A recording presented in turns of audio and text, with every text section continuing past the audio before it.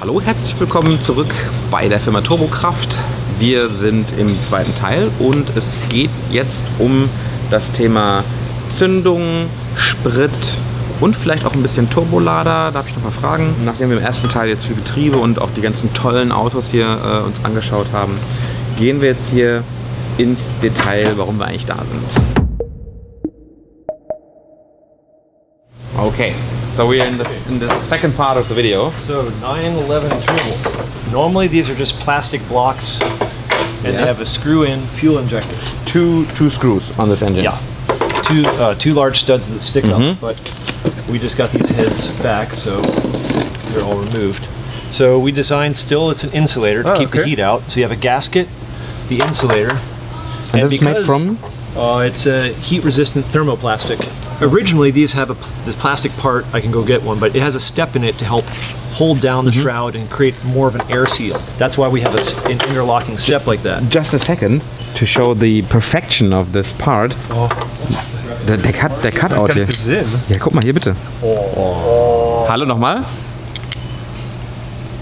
Mach noch mal vor, so ein bisschen rum und dann wie es so reinslippt. Oh, das Geräusch. Ja, also deswegen sind wir hier, ne? Weil einfach genau das meinte ich. Ja, das ist schön. Here's the part. Ja. That's the stock part. Ja. Okay. So, das sind ja die Teile, die wir auch haben. Da schraubst du ja das Einspritzventil hat ja ein Gewinde dran und da wirst du einfach. Genau, richtig. Das ist 32 mm. Genau. And you can open it to 36 mm and no more because you just go right through the outside wall. Yeah. And we have to make it bigger now. No, we need this one. So, what size is this? An original 3.3 turbo motor that you have? Yes, but we're not knowing it which displacement we will do. I mean, if we want to install the Male kit, or I'm in talkings with Capricorn if they maybe do something, because we did some other engines with them. Okay. So we don't know yet if it will be a 3.3 or a 3.4, 5, I don't know. Yeah, at some point you do want to make these larger, like if you did a 3.5 liter, but even 3.4 liter with original heads, you could make 450 horsepower at the wheels, like on a Dynapack, which is a lot of power. That I know that you can go for like 500 at the wheels, and I mean, we are not looking to go to this amount of power. So and then stay with original. So so you can see that these interlock, and the other thing that we did is we moved the fuel injector because originally it's at a strange angle because the way the Spritzung comes out like a cloud. You look at what they did on the 964, they moved the injector directly behind the valve so that at low speeds you have really good control, good drivability. You have to slow down to here 15 miles an hour for a school zone or in a parking lot. You have good drivability. But if you have the injector at this weird angle, too much of the injector will spray the intake port wall, and then the fuel is a liquid again, and it's terrible drivability. So that's why it's designed like that. And then gasket on top, and you use the original intake manifold, which is not sexy. It's not a sexy, cool part like the Carrera, but it's a small plenum volume. It's magnesium alloy, so they're lightweight. And then having a small plenum volume, it's very quick to react, fast torque onset. You even look at the newer GT2, they kept making the manifold smaller. That works extremely well, and if for a lot of the customers, they've already got a larger intercooler, they've already invested in other pieces. Also es geht halt einfach schon mal los, dass das der originale Teil ist, wo die Einspritzdüse schräg drauf sitzt und dass die neuen Teile einfach gerade in den Zylinder reinspritzen und somit nicht der Kraftstoff und der eingespritzte Kraftstoff am Ventil quasi runterläuft. Genau, ja. Und es zerstäubt einfach. Genau, es zerstäubt und es bleibt halt zerstäubt und geht halt dadurch richtig in den Zylinder rein. Und wir haben eine viel bessere Zylinderfüllung als mit. Du hast so viele Effekte, nämlich einmal weniger Verbrauch. Genau. Also das mag jetzt doof klingen, aber weniger Verbrauch bei den Spritpreisen ist ja schon ein Thema. Und du hast ja eine viel höhere Effizienz. Genau. Es läuft sauberer. Ne? Ja. Genau, und dazu kommt dann, dass wir dieses Teil, die 3.3er Turbofahrer unter euch werden es kennen, wir können einfach ein Stockteil weiterhin benutzen. So, das ist einfach schon mal viel wert, dass man einfach so viel Originalteil wie möglich benutzen kann, damit es zumindest den Anschein macht, als wäre der Motor noch ein bisschen Serie. Weil das ist, finde ich, auch ein ganz großer Benefit davon. Ja, auf jeden Fall. Maybe that's a good point to just talk about the throttle body, because on this part we use the big throttle body, but over there you have like an ITB setup, and I know that you can use an ITB setup for the turbos as well. right? Yes. Maybe we can just take a quick look here, because I don't understand what's the advantage of an ITB on a turbo engine. The advantage on them is most of those single throttle body manifolds start to lose efficiency around 6,000 RPM. Okay. Maybe 6,200. It's very rare, like on a 964 non-turbo, that the car will still make power past 6,500. Usually the power is falling very quickly. So that's the inefficiency of the manifold. It's also a limitation of the camshaft. So the bigger the camshaft, like your RSR and your big race cams, they get a lot of reversion. So you get a pulse wave that comes up here, and it will affect the opposite cylinders that are drawing air in. And if you look at high-speed logging of the manifold pressure, you'll see that you have these huge pulses and changes. So it's trying to draw the air in, but that air gets affected by this sonic pulse across. If you have a throttle body right above it, that pulse is stopped. So now you can run a really big camshaft like an RSR, and the car will still idle at 900 RPM like a standard Carrera.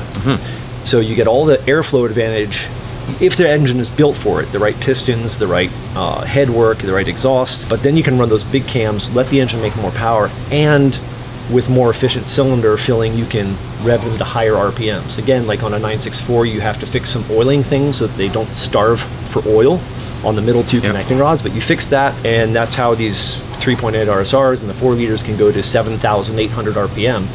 6 throttles, very efficient air filling, big camshafts, but they still idle and drive like normal cars. It's like the old M technique on the BMWs from like the 80s. Yeah, exactly. I just have to say how beautiful this thing looks here. I mean, the whole thing is so impressive. Oh, and I see here you use the radium parts here. Yeah. Oh, nice, because we just got some parts for a friend of mine. Great company, make really well engineered Yeah, we're a parts. dealer of them. Okay. Yeah, so I just asked myself if we can use some parts from them. Yeah, so we can certainly use it on this too. Nice. So yeah, this is all getting ready to go in that big crate to ship it out of the country. Would you recommend doing this on an 3.3 liter turbo engine? Because what I heard from now is you basically do this when you want the higher RPMs. So we have some customers who say, no, I like all the torque and the fact that the engine is finished by 6,000, no problem. Other people would like to have something more like a RSR or a GT3, driving with RPM. Okay, well that person then is going to want, and they want the power of a turbo. Okay. This is what you would want then. Okay. And so then, this goes to your intercooler. Yes, so but what kind of, is there any higher output of power, or it's just the difference in driving?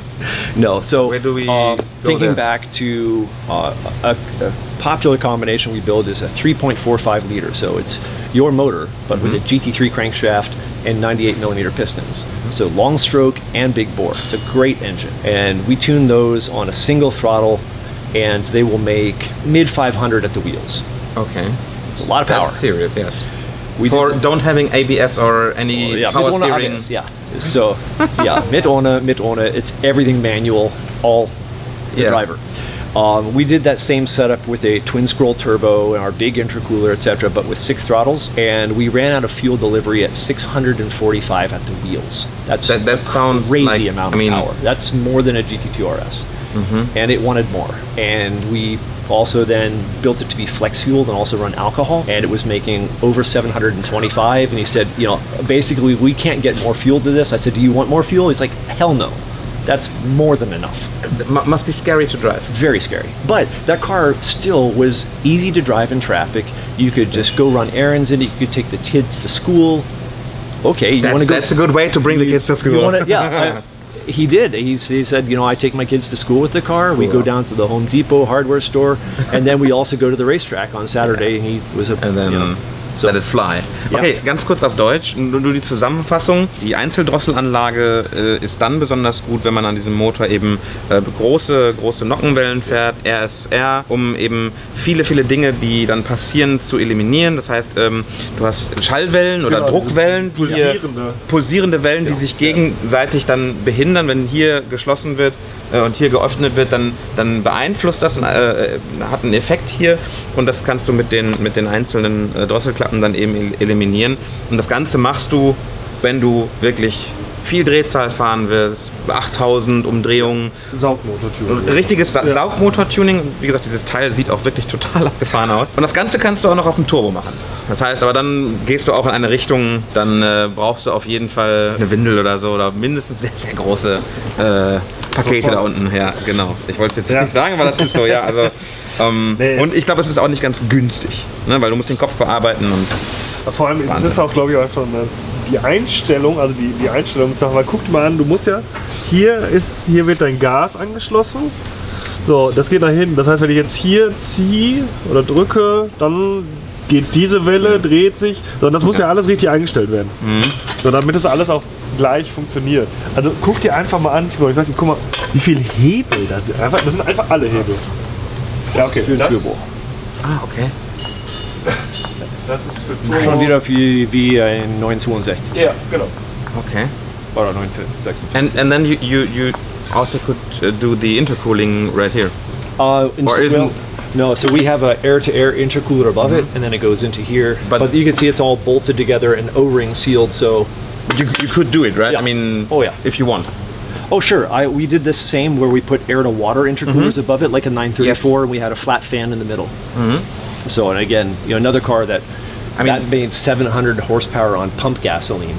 So in like a slant-nosed 5-speed Wolf. Is it worth to do the water-cooled intercooler here because on like response or No. So if you talk about some of the specifics, yes, air-to-air is one less system that needs any service, so there's a simplification, but you do have to have the wing that will house it and get adequate airflow to it. So and you don't want water in these cars. So they're meant to be air-cooled. Yes. Simpler is always better. Okay, let's go back to our... Nein, dieses Ärmchen hier und so. Das sieht schon ein bisschen aus wie... Konnte man das nicht so farbig bestellen? Dass man sagt, okay, man nimmt ihn rot oder schwarz? Ja, das müssen wir gleich fragen. Weil ich glaube, das wäre nochmal interessant. Und das machen wir auch noch, ne? Das ist wahrscheinlich ein... Das ist das Upgrade, was wir machen, damit du... das ist für die Locken, für die Kettenspanner. Hydraulische Kettenspanner, das ist ja das, was wir gesagt haben, Umrüstung auf hydraulische Kettenspanner, andere Deckel, hier mit der Leitung, damit der Kettenspanner einfach... Es wird so günstig, das Ganze. Es wird so richtig... Es wird richtig low günstig. Budget. Low budget ist hier das richtige Wort. Yeah. You have a large vacuum port, you can cap it, or here we just epoxy in a plug. We have block off where you no longer have a cold start valve. Yeah, and that's the biggest advantage, right? Because the cold start valve and the warm start... Warm up regulator. Yes. Warm up regulator. Warm up regulator is that what you don't want to have. All that stuff is terrible. That's right. Yeah. Maybe the biggest reason or advantage to go on EFI if you don't want to go with crazy power, because this is the most horrific thing on the engine. If you still want to drive it. Well, and then as you mentioned, the efficiency. So I know these cars had something they printed on the window sticker and said this is how much fuel that they use, but in reality, most of our customers report that it's below 10 miles from a gallon. So you're saying that's like 16 kilometers and 4 liters. That's pretty terrible. Yes. And when we're done with these, they're usually more than twice that. So I remember one car, we finished it about 2 days before the last Rennsport reunion, and he just drove it up there and at a very high rate of speed, and he was averaging 24.5 miles to the gallon. Wow. So it's like, well, there you go. That's insane. That's nearly triple what he used to have. So yeah, these are modern sensors, so this is something that's used on a great many European cars. It's all sealed. That'll bolt directly on here, and it's oriented, we designed it so that the cable all clears everything. So that'll bolt right on there. So this is the this is your original throttle. The original throttle body, and it's completely analog and completely analog. Yes. So, yeah. Here's your initial adjustment is a screw for air bypass, and then so you disable all your idle control. Idle control is just the same as a 964 turbo. So very simple. Standard 80s and early 1990s technology. You could put an electronic throttle body on there. This car we converted it to electronic throttle, so that's always another option. But for simplicity, you have this already. Use it, it works. There's no reason to reinvent everything. So then it's simply manifold pressure. This goes to your diverter or to your blow-off valve. You have a flywheel pickup sensor right here. If you have an early engine case, we usually recommend, like this one, you can see we've just welded on a block and updated it. Do we have this, Christopher? Haben Sie das? No. Okay. There's other ways to do that. We chose to update it like a later model engine, so we just welded on the aluminum block and added 2 holes. Das war ja eine der Fragen, ne? Wie machen wir den Kurbelwellensensor? Genau. So. Der Kurbelwellensensor ist originell wie ein 993, 996 Turbo, etc. So here's the thing, when you look at the bracket for it, we had a customer in South America who just went to do this and he says, oh, how do I know that I'm exactly the same? Well, it doesn't matter. This is not Motronic with a fixed DME chip. You get to define the position. So it was very easy. I said, you know, if you're 2 degrees off, it won't matter. So it's good to know. And then another customer said, well, you know, I don't really have that ability. So we simply supplied him a sensor that is threaded. So we measured the center point from here to the middle of the flywheel. Say it's 16 millimeters. Okay, on the transmission housing, 16 millimeters, drill a hole, tap the hole, put the sensor in, that's all fertig. So a lot of people do it on the crank pulley. This is smaller, you have less signal resolution. The other thing I have seen is the belt get loose and then it snaps off and it breaks away the sensor. So now you just really ruined your whole weekend. It's not a belt change, the car goes home on a truck. Yes. So there's a good reason to have it off of the flywheel. It's out of the way. Once the sensor gap is set, you never adjust it again. It's done. Well, okay. I mean, the whole conversion is also an investment in durability and Langlebigkeit. Longevity, genau. Because the stock car doesn't have any kind of sensor or alarm system if you go lean or if anything goes wrong. So nothing. You just mentioned that fuel pressure regulator from Radium. Yes, so you see they have a small 8th pipe port on there, and that's for putting a gauge on. Well, this will now go to a pressure sensor. So I'll grab one right here. Pressure sensor. Yeah. So obviously fuel pressure should be changing with manifold pressure. Vacuum pulls down your fuel pressure, boost will rise it. So if it stops, and you can define this in the software, we'll allow so much of a change, so many kPa. If it goes beyond that, let's engage some kind of fail-safe. We will limit RPM, let's add injector duty cycle, let's pull timing, let's pull boost.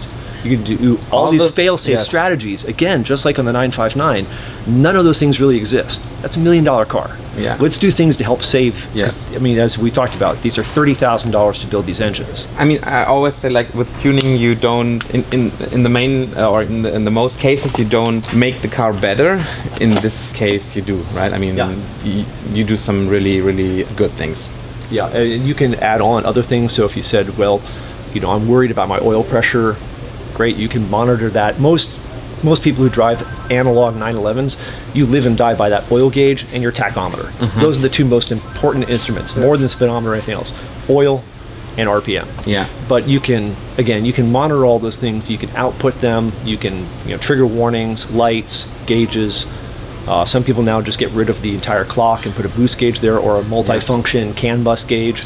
Yeah, tell me everything that the system sees. That's something because I have a second company doing digital gauges for more modern cars, and what I'm thinking about is to do a round circular gauge to exchange the clock and then let it look like maybe you can't see it, that there is a clock, and then you can switch it, and then you can like showing all those numbers live. Oh, you might be able to work even with video because they have the 0 to 2 bar. But much more handy is the -0.5 to 0 to 1.5. So I always tell people, you know, you're driving fast, you hear a sound, did I hurt the motor? No, that was a tire, you know, picking up a rock and throwing a rock, but the owner gets scared, maybe I hurt the engine. Well, if the manifold vacuum is the same, you know that everything that's important and expensive between the throttle body and the exhaust valve is okay. Maybe you hurt a turbocharger, maybe you blew off a boost hose. That's outside, that's easy, that's not expensive like motor repairs. So in my mind, always having that manifold vacuum is a great thing for kind of the nervous driver pushing the car hard. But yes, if you have all that on CAN bus, boost and everything else that it sees, what information is important to you as a driver? Push button, it's right there. Yeah, that's the idea. Back to the R here. So these are the fuel fuel strut support Yes. for the fuel rail. Oh, that's just the support, okay? Yeah. Okay, yeah. Hier zwischen sitzen die, Ja. die Einspritztüsen. These will fit any standard fuel injector valve like you would find from the late 1980s up through early 2000s, like 996 turbo. So until you go to the short pico injector, so if you said, oh, I have some 996 turbo injectors I want to use, okay. Okay, so we work with Injector Dynamics. Okay. I just wanted to ask what kind of injectors So you standard recommend? length fuel injector. Bosch Motorsport or Bosch whatever? Yeah, genau. So How all many the stuff cubic from, inch or what size? Usually you'd have a minimum of like say 660 cc's. The ones that we use are 1050. Okay. But they're made by Bosch Motorsport, they're all Edelstahl, so here all of our fuels have some ethanol blend which attracts water. So having it all made from stainless steel and all made by Bosch Motorsport is just wonderful. And Injector Dynamics works with Bosch Motorsport, so all the injector data for your computer programming is provided. If you want to know how that injector behaves at different voltages, it's all there. Okay. Yeah, that's good to know. So that's important for that drivability that you want. Allerdings, wenn wir 1050er Düsen haben, können wir auch bei der Kante drücken lassen. Das stimmt. Okay, and this is like the fuel bar, right? The rail bar. Yes. And then you can see you have 1, 2, 3, 4 points where fuel can go in or out of it. So the reason we do that is it gives people flexibility. So that same rail is used on this side, but if you have your compressor for the Klima system, then maybe the fuel hose can't come off the back. Okay, well, cross it underneath. So it's out of the way. For us, it's usually inlet here, cross under, So it's very out the flexible. back. Yeah, Super. plugs in the end. You say, that's- oh, my regulator doesn't have a port to measure the fuel pressure. Okay, screw in an adapter. Yeah, that's Very smart. easy. Okay. So one fits all. these engines, of course, have no coolant. So for us, it's cylinder head temperature, and nothing is as reliable as the factory Carrera temperature sensor like they use even on the 993 turbo. So that's what we fit to these. We just have an adapter kit that fits right into the fins of your cylinder head. So But then you just measure one cylinder or the Yes. whole bank? it's, you can- measuring one, so that should be a good analog of what is happening on the entire engine. If one is vastly different than the others, you probably have other problems on your hands. Okay. Got Was, it. wenn du halt den hinteren Zylinder nimmst, hast du immer, also es ist immer eigentlich in der Der Regel schlimmste, ne? der schlimmste Zylinder, der heißeste. Also heißer, ich weiß nicht, was der Unterschied ist. Ja, aber hier drin ist natürlich am wenigsten. Genau, so, aber Bewegung. hier hast du dann die Temperatur, deswegen Ja. reizt, wenn du den da nimmst. Ja. Also nochmal ganz kurze Zusammenfassung hier zu der Fuel Rail. Die ist super flexibel, man kann sie halt umdrehen, falls man die Leitung irgendwo langlegen muss, wenn man noch die Klimaanlage fährt. Oder man hat auch mehrere Anschlüsse, um Sensoren oder irgendwelche Ventile zu fahren. Das ist quasi ein Teil, mit dem man alles machen kann. Ja, also wir können uns doch mal hier unsere Kraftstoffdrücke nochmal holen, wenn wir sagen, okay, pass auf, wir brauchen einen Fuel Regulator, können wir den hier reinsetzen. Wenn wir sagen, wir wollen unseren Druck überwachen, also unseren Kraftstoffdruck, dann nehmen wir den Anschluss noch oder wir machen einfach alles zu. Ja. Also Aber ich das weiß, dass es von Radium gibt es sehr, sehr schöne Gauges und Druckregler, alles mit Anschluss, also auch wirklich sehr, sehr schön. Ja, die sind sehr schön, aber für ihn wird alles elektronisch sein. Yeah, I mean, next step is the harness. I read on your website that or somewhere that it takes 3 days to make. Yes, and we log every one that we build, so it's a whole packet of paper, and it goes into one thing when we're done. And we've filled 4 binders this thick, so we stopped counting at 120 wiring harnesses. So we've built at least 120 of these cars. Okay, so So- they should work. Oh, yeah, it should work. Yeah, and we test them all. So for people who are going to run full sequential and lots of options, this is a really good computer at the price. We used to use AEM a lot, now we use Link. There's a lot of people who want to use the Motec M130. We much prefer the M1 series over like the M84. It's faster, much more controls. Only the Motec M1 is not available right now. Okay. So they've been on back order for At the almost end, a year. you need someone programming this. And that is a lot of the success of the project. So if you said there is nobody near me that knows this, but what they do know is Haltech. You should probably have a Haltech system. Yes. That's what your support's going to be. I have one guy I'm trusting a lot, so I already asked him which computer I have to run, and I don't know what he's told. I don't know if it was Emu Black or Motec. Yeah. I don't know. Yeah, see, Emu here doesn't have the best support or reputation for the computers. People like that they have a really good priced PDM, but they don't like the computers as much. But at the same time, we had a customer who said, hey, I'm not having success with this AEM computer we bought from you. So they modified the harness, put IMU, that's what his tuner knows very well, and the car has been running for years. So yeah, here's wiring harnesses. So you see they plug right in, they're fine strand mil spec. Everything is color coded, so even and it's so important. If there was, I mean, oh yeah, you see so many harnesses like all wires, same color. Yeah. No, so for us, we know, as an example, everything that's red is 12 volts, red and white is switched, brown is ground, blues are temperature, and then blue with white stripe, blue with a different stripe. So everything is color coded, and once you understand that, then it makes it very easy. And this happens to be the chassis half. Here's everything that goes forward. So we've already got added in there. You want to have a shift light? Okay. Fuel, this is your fuel pump relay control, because now they're all controlled by the computer. The engine stops, the computer shuts off the fuel pumps, for safety. You crash, you get knocked out, it shuts everything down. That's great. So I mean, if you survive, then that's great. Variable boost, valet switch. You wish to click a switch, and then maybe you've programmed it to limit the RPM or limit the vehicle speed. We also have vehicle speed tied in here. So yeah, or kids mode. We had a customer do that on the boost mode, so we had a hidden switch near the ignition, so he'd get in, and every time he drove it, the car made 555, but when she drove it, it made 385. So. Okay. Yeah, I mean, also an investment in happiness and... So, yeah, and then it's, as you saw before, here's that connection at the bulkhead. Yeah, that's insane quality. If you do that, I mean, why Porsche didn't do this on like the 964 and 993? So we see it all the time. People will go to do a clutch on the car and they lower it and they forget one of those wires that comes up over the top of the engine, and it pulls, and then you have hours into repair. So those hours cost more than this. Doing this the first time. Und das ist das, was wir vorhin gesagt haben, wo du gesagt hast, ne, man hat immer früher diesen Eindruck, die Amerikaner machen alles so schnell und billig. Leute, das hier ist für mich das Beispiel der absoluten Qualität, oder? Also das ist einfach, weil das ist noch nicht alles. Dazu gibt es noch die passende Halterung, die haben wir gerade im Auto gesehen, wo das dann in so einer Metallfassung sitzt mit den ganzen Anschlüssen. Das ist sowas von lecker. Also you have really, really exotic birds here. Wahrscheinlich so eine Taube wie in Deutschland. Ignition, injection, and all other accessories like this. Everything else that's a power consumer. So that's everything now for the power control. But this is for 964? Or no, this is a 93078. Okay. Das ist genau unser Auto. And what is this?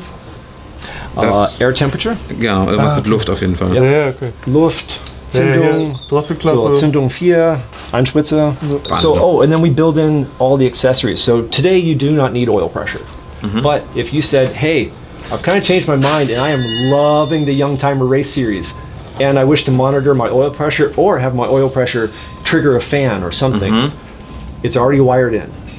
It's ready to go. Nice. You don't need it? Great. But if you need it, plug in the sensor, activate it in the software, control whatever you want it to do. Same with oil temperature. Oh, I need additional cooling fans, but only above this temperature. Okay. That's so smart. I mean, knock. I mean, when you know from where these cars are coming. Mahle does not have knock provisions on their cylinders for the G model. They do for the 964. We had a company here in America make the cylinders now with the knock sensor provision for the G model cars. LN Engineering. We have the cylinder heads with the exhaust bypass. Der Motor kam ja aus Japan wahrscheinlich. Ja, irgendwie sowas. Genau. Und der hat ein Lufteinspritzungssystem. Ja, genau. If we remove these things, we can use a knock sensor? No? No, because the knock is a harmonic, a frequency. So you have to attach it on the outside. Yes. So we are retesting it now with the newer computers, reading off of the cylinder heads. I'll let you know how it works out, but Porsche chose to take it on the cylinder, right where the combustion happens. So if Mahle changed their design and they start adding it, you have 2 channels of knock, left and right, just like a 964 or 993. So it's already built into the harness. Can we just make a short break, because my son is calling. He's going to bed now. Okay, just a few seconds. Absolut. Gut, Leute, es wird doch kein Zweiteiler, es wird ein Dreiteiler, weil es ist einfach viel zu reden und viel zu sehen und wir wollen da jetzt auch nicht drüber huschen und die ganzen spannenden Informationen weglassen. Das ist uns sehr wichtig. Deswegen machen wir hier Schluss und sehen uns im nächsten Video wieder, wenn wir über das Thema Kolben und Pleuel und die Köpfe und all so ein Zeug reden. Vielen Dank fürs Zuschauen. Wir sehen uns im nächsten Video.